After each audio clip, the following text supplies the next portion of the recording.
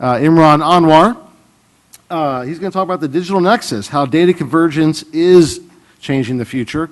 So I think Imran's vision is going to kind of wrap all this up in a nice, tidy package for us. So Imran, come on up, take it away, bring us on home, close us out. Thank you so much. Thank you. Thank you. Hi, everybody. I hope you can hear me, and I hope everybody had enough coffee and Pepsi in the break. I'll tell you a little story. I have a knack for making a short story long, but I'll spare you that skill today. The first time I spoke at one of these events for MRMW was in Amsterdam earlier this year.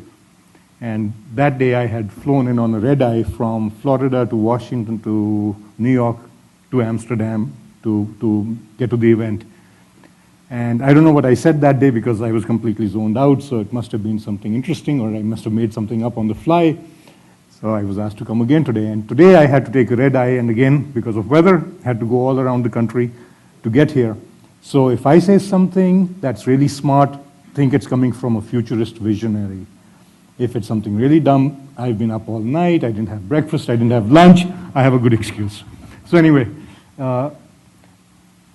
I've used a PowerPoint in the past before, but the idea was really to start a conversation about the future, considering the great conversations that have already been going on, the really great people who've already talked here. It's not that there's any pressure for me to come up with something new. The idea for me was really, I'm one of the people I think that somebody referred to as one of the people who are technologists. I'm not from the market research industry. I don't even play one on TV. But I am smart because I stayed at Holiday Inn Express last night. The fact of the matter is that the world is changing so fast, and everything is converging, and everything is going into the digital domain so fast that it really is time for us to sit up and take notice of that. So very quickly I'll go through what is happening, what it means, what can you do about it, and what is the next big thing. Hopefully that sets some of the context and some of the conversation points for you to go on as an industry, as companies, and as individuals. The convergence of convergence, as I call it, is really, the word is not even overused anymore. At one time it was a buzzword. Now it's happening in every single industry, from hardware to software, from marketing to market research, from search engines to marketing. You name it, it's happening everywhere. Gadgets and systems are becoming stronger, smarter, faster, whatever, like Steve Austin and the $6 million man. And as this is all happening, it's also leading to a lot of innovation. And the pace of innovation is increasing, the quality of the innovation is improving, and all this is coming at such a fast pace that sometimes, even when the coolest new gadget comes out or the sexiest new service comes out, you're like, man, it's cool, because there's got to be something better I'll wait for. I waited for the iPad 3 until it came out. I thought the iPad 2 had everything, and then I heard Retina display. Oh my God, how can I get the iPad 2? It would never be enough. In the interest of full disclosure, this is my night job, or my red-eye job. In my day job, I usually work at technology companies, but when I speak here, I speak in my own individual capacity. My day jobs are usually at technology companies in the past, like Cisco or EMC, cloud computing, Microsoft, etc. But I speak for myself, and no employer is expected to agree with my opinions. Sometimes I don't even agree with them myself.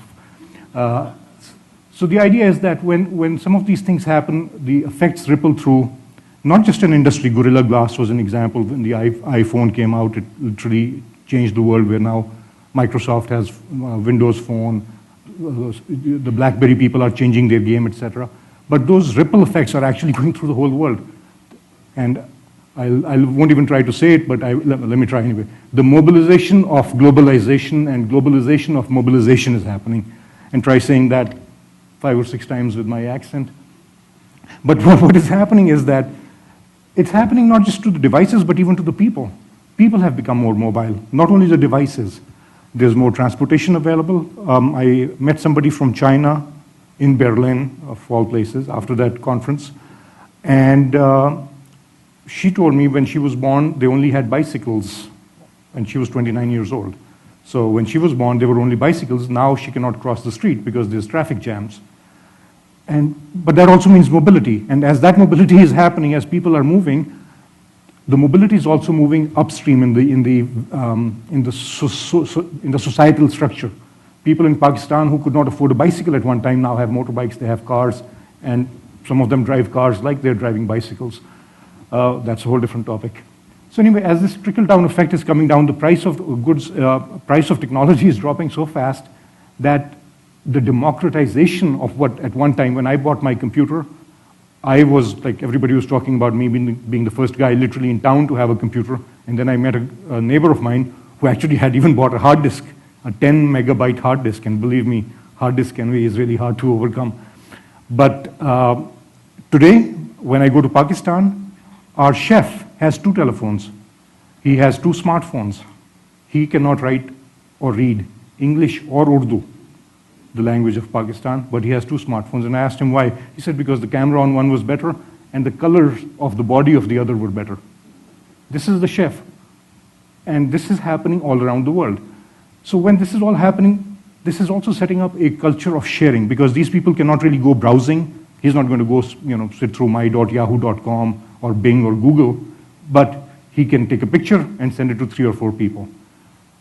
What that means is there's a challenge for you as an industry, obviously, because how do you do market research? How do you survey somebody who cannot read or write? How do you survey somebody whose language you do not speak? But fortunately, even though technology may sometimes be considered a panacea, in this case, the way technology is changing, there actually may be opportunities for us technologists to help your industry literally leapfrog over its own competitors. And some of those competitors may be technology companies. What this is also leading to is the cloud. I mean, everybody's talking about cloud. I had actually done a startup called Cloud9, which, for all the wordplay, was about the fact that you could target 3 different levels of marketing, technology, and business, etc., across 3 different levels of service you could provide to customers. And somebody else could take Cloud9 and apply it to their own business and come up with something else. That's the beauty of cloud. Then crowd started happening. Then the crowd moved into the cloud. All this is happening at such a pace that sometimes you think somebody's making these words up. Somebody's just sitting there and saying, let me put a little word generator or a phrase generator and come up with some concepts. But this is real stuff that's happening. And what that is leading to is there is this deluge of data that is coming from around the world. The data is coming from devices, it's coming from people, it's coming from cameras. I see like one, I hope they're all focused on me, but there's like 6 cameras I see right now. And audio, the messages we're sending, the Facebook streams. The data deluge has only just begun. We're already drowning in it. Think about what Noah must have felt like when he had to build the ark. And in the meantime, there's something else happening. We have, 500, 600 million people or 600 billion people. I don't know if maybe even people from Mars are on Facebook. Some of the screen names that I see would suggest that. But what is happening is that, and believe me, some of the pictures I've seen do suggest that too. But one of the things that's happening is it's happening in a completely, what would seem a dichotomy, which is that 51% of US adults are married, the rest are single. I'm actually, if you want to put me in demographic terms, I am a happily single, yet eligible and available if somebody's out there looking, male who refuses to learn how to cook and refuses to marry just to get somebody to help cook. And I'm a fairly social guy. And yet, apparently half the population of just this country is living alone. Or is literally going to be a single household. And this number is growing worldwide. China, Japan, Denmark, you name it. So what does that mean for us as a society? I don't know. But those are opportunities. When I see something where it leaves me scratching my head, it either means that I have less and less hair there, or it means there's an opportunity for us to look in and find some opportunity and figure out what's going on and how to ask the questions that can lead to answers that can create opportunities for the companies that we serve to be able to create solutions or products to be able to serve those crazy opportunities that may be coming up. Just US singles, the number when I read this alone, $1.9 trillion goes to the US economy. So just being able to look at that single number opens up so many different opportunities. In the meantime, we have aging going on. We have people living forever, apparently. And the affluent class is expanding. I gave you the example of the chef in Pakistan, but that's happening all around the world.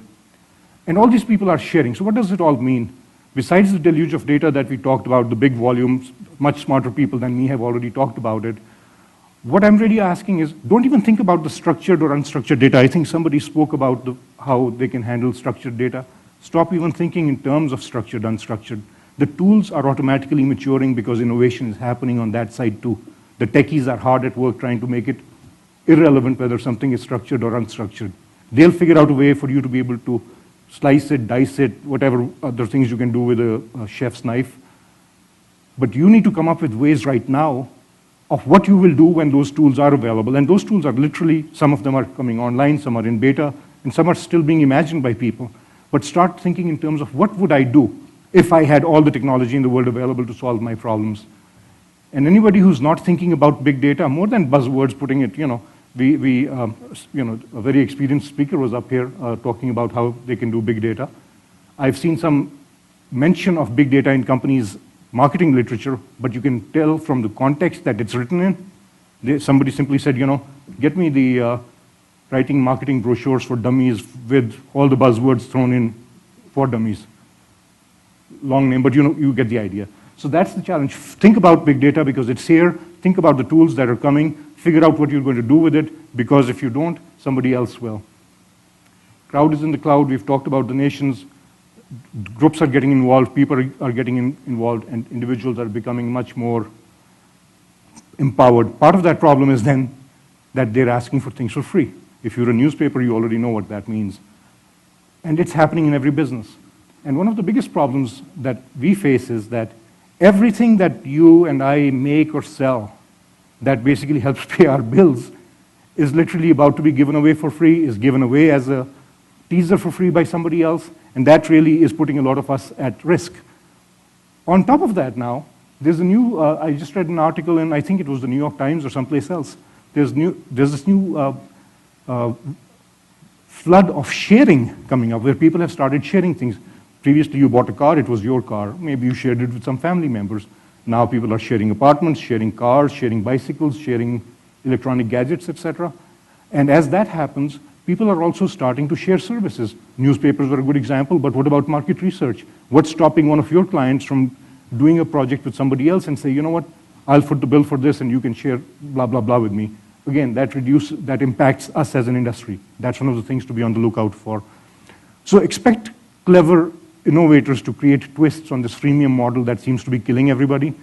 Better still, try to be the innovator who can do something with that. As these new business models come up, you have to think about business models as dead. The reason I say that was that in the old days, you could figure something out and say, we're going to do this is how we do A to B to C, and then add value, and then get paid, and then do it again. And that's our business model. Business models are dead because your business model has to be flexible enough to change on almost a daily basis. The data is changing on a daily basis, the market is changing on a daily basis, your consumer is changing on a daily basis. The same consumers who loved MySpace 2 years ago don't even know how to spell MySpace anymore. So that will happen. It may happen to Facebook, it may happen to other companies, but again, it's an opportunity for you to be ready for that future where everything is going to be disrupted, sometimes by the big companies themselves, sometimes by the unknown person. The biggest problem I see for us is that many of these technology companies are also giving away for free the stuff that is our value add. Some of it is algorithmic. Some of it will get even more intelligent algorithmic. Think about Watson, etc., that IBM is working on. So that should scare some people. So I just thought it was interesting timing that the Higgs boson was supposedly discovered or is close to being discovered, which helps bring that grand unification theory together. So I won't give a physics lecture today, maybe at the next conference. But what does that mean? Why is that relevant? Because everything is changing, but everything is also becoming unified, which makes no sense when you say it. Everything is converged, but everything is different. Everybody is the same, but everybody is different. All these craziness things means there's also convergence of sharing taking place. What that means, it started with illegal file sharing, and like I said, people are sharing goods in the real world, which does impact everything. Then how do you analyze usage? How do you tell a client what to make, what to sell, how much it is being used? When somebody takes a survey, what does it mean? Was he the end user? Was he not the end user, etc.? What can you do about it is start sending out an SOS, but plug into the social operating system, as I call it. What that means is be a conduit, be a value add, be a trusted partner, as somebody said. I always feel bad going after Robert because he's obviously so awesome at what he speaks about, and then he hits all the points that I'm going to make anyway. So, I need to write a book myself. But think about the future of the future. And in the next conference, I'm going to put an S after that one. Future of the futures. But again, seriously, futures were studied and defined without looking at the rest of the stuff going on. Robert defines 6 or 10 now, I think, the Ds. I say simply think of a 6-dimensional game of chess, not even 3-dimensional. There's time involved, there's personalities involved. Whatever metric you want to make that mixture, that's the game that has to be played in your mind to be able to survive in this future. So research the research that you do, figure out what your place in the industry is, figure out what the place of the industry is in this grand new scheme of things. Those were great numbers earlier that I saw that what 50, 60% people believe or 40% people believe that the industry will be radically different in 2020. Believe me, it's going to be happening even sooner.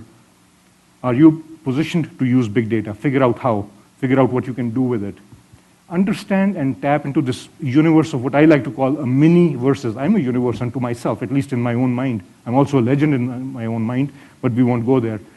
But seriously, is that we literally have these microcosms of people. I am a universe, and at the same time, I can gang together with a group. I think Robert referred to them as the urban tribes, etc. I am a racing motorbike. I don't have enough hair to ride a ponytail and ride a Harley Davidson, so I just ride a Yamaha. I like racing cars. I like flying. So again, those are little tribes I have. And yet, when I come from one, the persona is totally different that I put on. And as these people, so look at the many ways, even when you ask me, even when you survey me, what persona did I have on? And I am not talking about my split personality or my multiple personalities. That in itself is a whole different conference in itself. But seriously, think about who you were talking to, in what mindset, what tribe they belonged to at the moment that you were interacting with them. Leverage the cloud because the cloud is a tool. The cloud is a threat in some ways, but the cloud is a tool if you see yourself as saying, there's a big flood coming that nobody's going to be able to make sense out of. Algorithms can only do so much. Infographics can only do so much. It's that insight and the ability to turn it into actionable advice that you as a trusted partner can give to your client that they can then turn into offers and to their clients to win their position back, heart, mind, whatever you want, share of wallet that you want to win. One of the best things that's happening here I see is we're almost coming full circle or maybe 180 degrees, is one of the biggest disruptions of the internet was the concept of disintermediation. Obviously we saw that travel agents almost do not exist anymore. The internet killed that. But at the same time, Amazon came out. It's still an intermediary between me and the book publisher or the book author. But it doesn't have to be Amazon. There are already re-intermediation opportunities that innovators are jumping on. And these are some names that I've seen online. And so I would definitely say, find ways how you can re-intermediate yourself into the value stream. Somebody asked a question, I'm glad that came up earlier, which was you want to see what's in it for the person who's doing the survey, what's in it for me to rate you. Figure out ways to give micro money. Give me something. I'll rate 100 things if I know, even if I'm making 1/10 of a penny on something, even if 2 years later I get a book out of it. If I know I am getting something in return for what I'm doing for you, one little thing, I don't know if you guys send out those surveys with $1 in them, here's 20 questions, fill them out, and here's $1 for your time because there's some level of guilt associated with not doing it now. I look at it, I see how many questions there are, I answer one, fold the envelope, send it off, and say for the rest, send me $150 because that's what I charge for my 15, 20 minutes it's going to take. So jokes aside, figure out ways to interact and pay those early adopters, get them engaged, and you will be able to figure out new ways to engage those drivers who can help drive the next big thing. And the next big thing really is thinking big is the next big thing. It's not going to be some new tool, new gadget, new algorithm. Thinking big and finding ways so that you can make multiple offers to multiple users with their multiple personas and be able to do it in real time, have your clients, have your end client be able to create offers to the customer in real time, and be able to get feedback in real time, whether it's rating, whether it's how many clicks happened, how many dollars came in from that one offer that Verizon sent out with text messages to 100 people, how many sweaters were sold when the temperature dropped below 20 degrees and people were driving by a Sears and were targeted with a GPS-based data stream, whatever it is. Figure out ways to do that real time and then reward the influencers. Because if you do that right, you will be able to do it in real time and in the real world. And another one quick thing I would say is, Robert referred to it earlier, I think I mentioned it. I talk about the remote print, the remote manufacture. And the reason I put preparation in there is I mentioned already I don't cook. So I'm waiting for that that remote printer that will make me a great juicy hamburger without my having to do anything except hit print.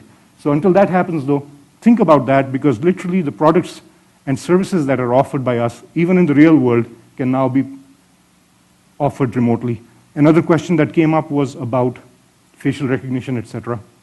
The moods, getting to see how people feel. Think Kinect.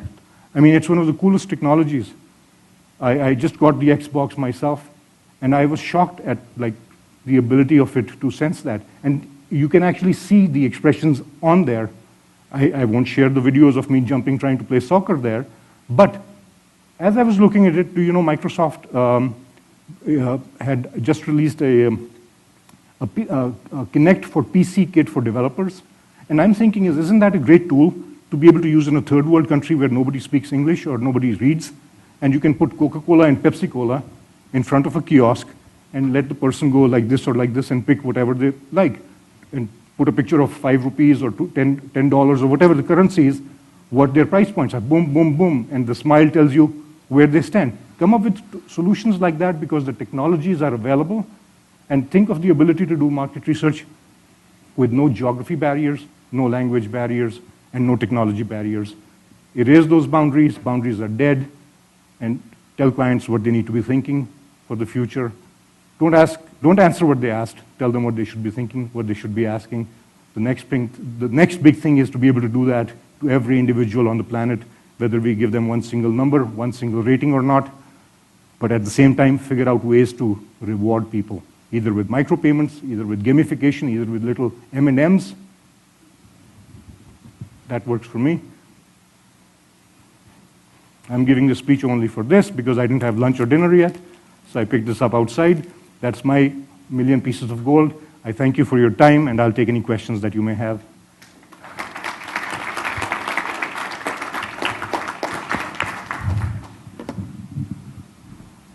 Thank you, Imran. Thank you. So, questions, comments? Thinking about the future. Please email them to Robert at... Thank you, everybody.